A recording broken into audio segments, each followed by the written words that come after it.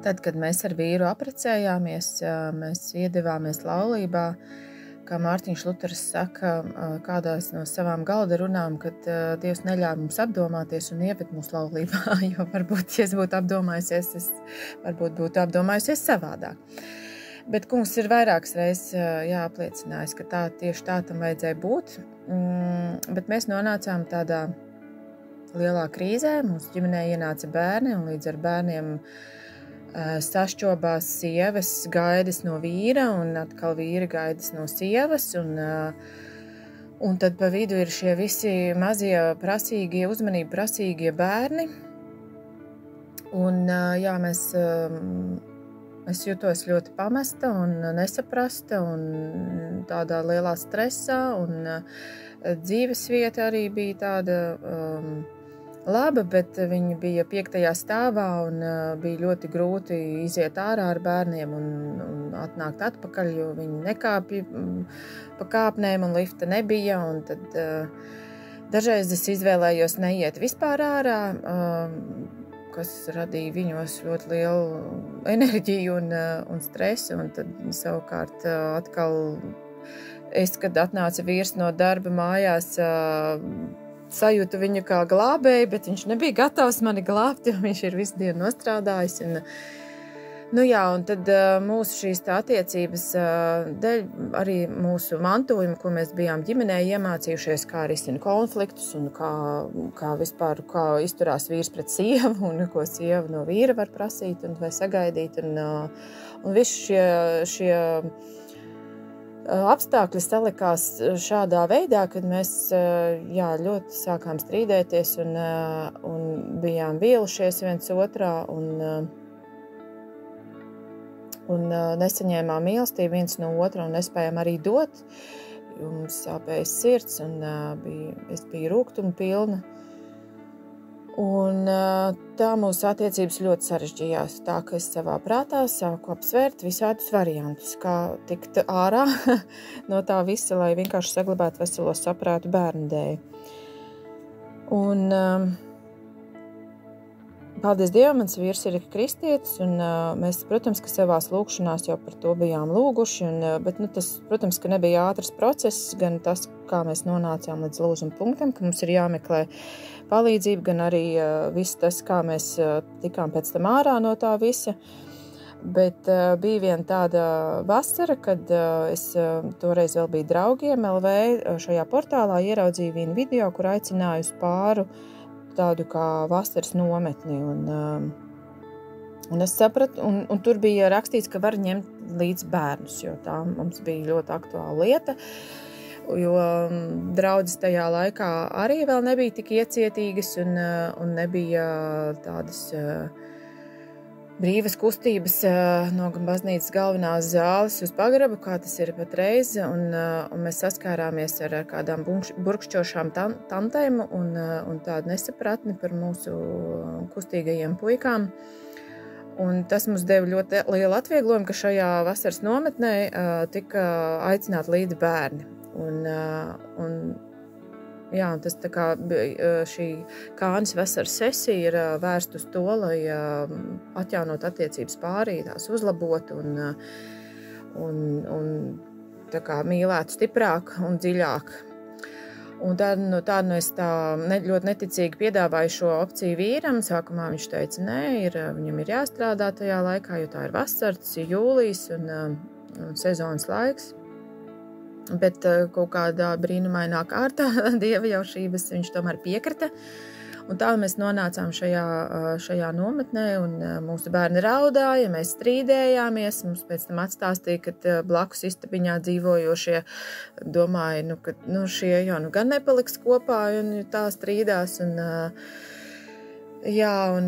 emocijas mums gāja ļoti augstu vilni, tas ir tāpat kā ar brūci, kad lausta kāja, tad viņai pieskaroties ļoti sāp, un mums arī abiem ļoti sāpēja, un mēs vispār nespratām, mēs esam tādi kā situācijas ķilnieki, un mums šie bērni ir, un viņi visu to piedzīvo, un bija kauns no visiem apkārtējiem, un tur tajā nometnē, bet tā solīt pa solītim Dieva žēlastībā mēs tā kā gājām cauri, un pēc šīs vasaras sesijas mēs kaut kā atguvām spēju sarunāties viens ar otru, vismaz vārdos noformulēt, kā es jūtos, jo bieži vien sievietēm ir vēlme pārmest vīrietim, kā viņš nezina, kā es jūtos, to taču var redzēt, bet vīrietis ir uzbūvēts savādāk. Un tā mēs mācījāmies runāt viens ar otru, un šī te Kānas ģimeņu brālība, Kānas ģimeņu brālība piedāvā pēc tam iet tādu gadu, tikties mazajās brālībās un iet šo pāra laiku, veselu gadu. Jā, mēs sapratām, ka šis ceļš varētu būt ilgtermiņa palīdzība mūsu pārējiem. Mēs sapratām, mēs paši netiksim galā arī ar visu to, ko ieguvām tajā nedēļā. Mēs tik un tā vēl neesam gatavi paši nostāties savām kājām. Mēs gājām šo gadu. Un šī gada laikā tas bija smags gads, un pieteicās mūsu 3. bērniņš, un tas bija vēl smagāk, un likās vēl grūtāk, un bija dusmas uz Dievu, kāpēc viņš tā dara, mums jau tā ir grūti, mēs netiekam galā, un šie 2 bērni jau ir visu kaut ko redzējuši un piedzīvojuši no mums, un jā, bet tā solīt pa solītim Dieva žēlastībā mēs atguvām spēju viens otram pateikt, ko mēs jūtam. Visgrūtāk bija iemācīties cienīt, ka otram ir emocijas, varbūt man nesaprotamas, bet cienīt, ka viņam ir šīs emocijas un ka kaut kāda mana darbība izraisa otrā cilvēkā. Tās nav nejaušas, ka vienkārši sieva nepieceļās no rīta un viņai nav ko darīt, un tad viņa sadusmojās. Bet kad kaut kādas mūsu darbības atstāja iespēju uz otru cilvēku. Un tā mēs vienā šādā tikšanās reizē, kur arī vēl citi pāri bija, kas arī ļoti iedrošina, jo izrādījās arī citiem ir līdzīgas problēmas un kādas lietas, kurām viņi iet cauri. Tad šādā vienā tikšanās reizē mums bija tāds uzdevums pārunāt, kas visvairāk ir tā kā sāpējis, un mums ļoti negribējās šo uzdevumu veikt, un likās, tas viss sāp, tur vispār nav ko teikt, bet bija jānoformulē tā kā viena vissvarīgākā lieta. Un tad mēs abi caur sakostiem zobiem tā kā, atzināmies viens otram, kas tā kā ir sāpējis visvairāk, jo arī tas bija tā kā dziedināšanas process, kāšu pateikt, kas tev sāp, tā kā apzināties savas robežas un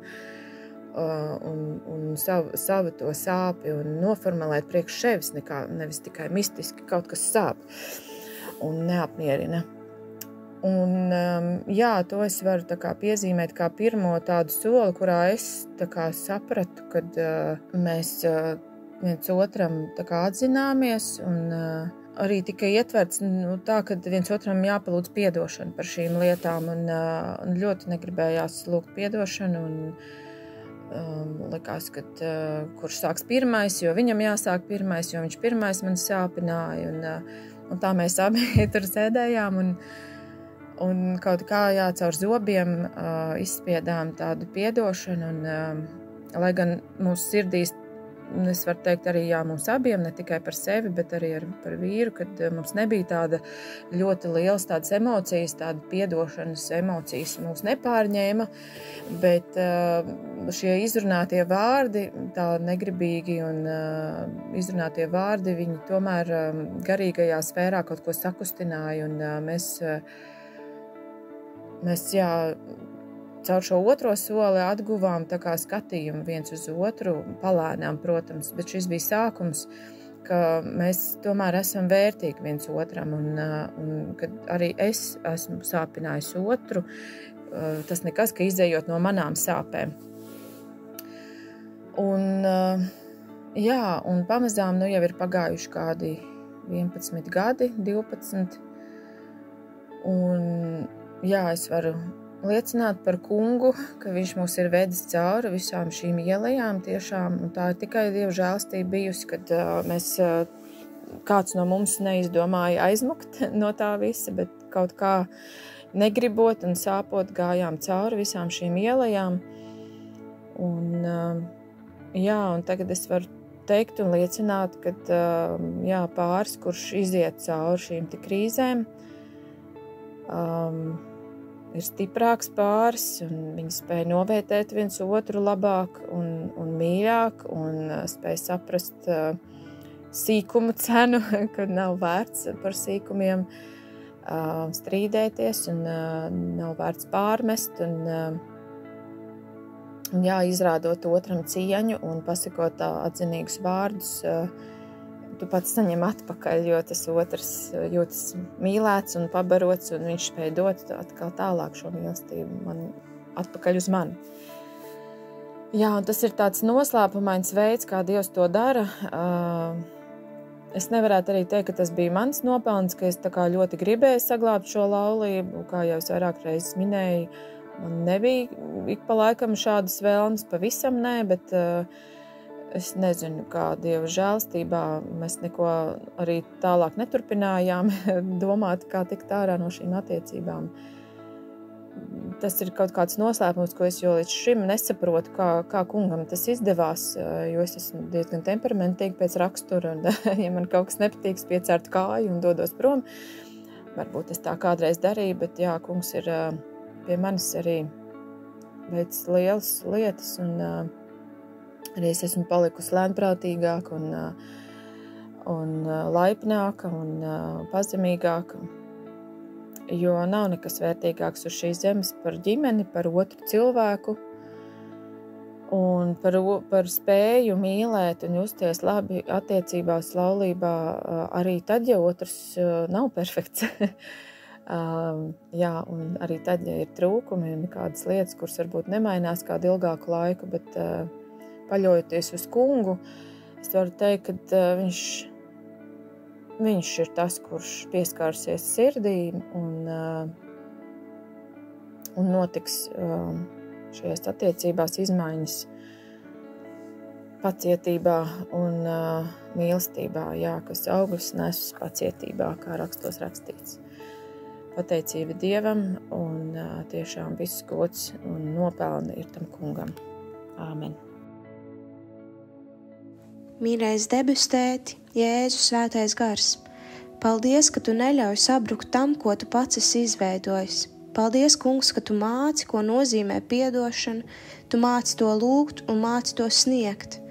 Es lūdzu Jēzu par ikvienu, kas klausās, un kur kādam ir sarežģījumi attiecībās vai laulībās. Svētais gars lūdzu nāc un pārklājies un ienāc šajā dusmu, sēru, sāpju vietā un dod savu gaismu kā vietu, kur tava dziedināšana var notikt. Kungs, māci mums sarunāties ar saviem sirds mīļajiem un pieskaries, samīļo tajās vietās, kur tas patiesi ir vajadzīgs, jo visu sevi atdodot tev, un tikai ar tavu spēku, ko tu dāvā, mēs varam celties un iet tuvāk un dziļāk attiecībās ar saviem tuvajiem un par tevi, Dievs. Jā, viss gods un slāva un pateicība tev, kungs un Dievs, ķēniņu debesīs. Mūsu Tēvs debesīs, svētīts, lai top tavs vārds, lai nāk tava valstība, tavs prāts, lai notiek kā debesīs, tā arī virs zemes. Mūsu dienascho maizi dodi mums šodien, un piedod mums mūsu parādus, kā arī mēs piedodam saviem parādniekiem. Un neieved mūsu kārdināšanā, bet atpestī mūs no ļaunā, jo tev pieder valstība, spēks un gods, mūžīgi mūžos. Āmen. Lai mūs svētī un pasargā visvarenais Dievs Tēvs, Dēls un Svētais Gars. Āmen. Aicinu piedalīties audio liecību projektā Mīlestības ceļš liecībās arī tevi. Ieraksti balsziņās savu stāstu, kā Dievs sevi ir tev atklājis, ko viņš ir darījis un kā Jēzus ir tev palīdzējis, uzmundrinot, samīļojot, dziedinot, stiprinot. Esi daļa no dzīvā evaņģēlija pasaulē un ieraksti savu audio liecību telefonā, izmantojot balss ieraksta aplikāciju un nosūti to uz e-pastu liecības@gertrude.lv.